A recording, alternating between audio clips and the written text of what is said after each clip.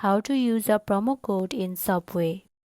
Hello everyone and welcome back to our channel. In this video, I'm going to show you how you can put promo codes in Subway app. So without any further ado, let's get started.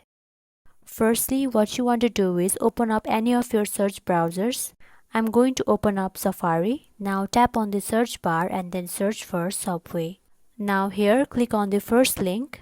That's the official website of Subway. Now all that is left is for you to place an order in this website. Once you are done placing the order and navigate to the final place of making the payment, you will see the option of adding the promo code or gift card. Simply tap on it, use your gift card, or if you have a particular promo code, use it there. So that is how you can easily use promo code on Subway. That's it for the video, and if you found this video helpful, please don't forget to like, comment and share this video. Until then, see you next time.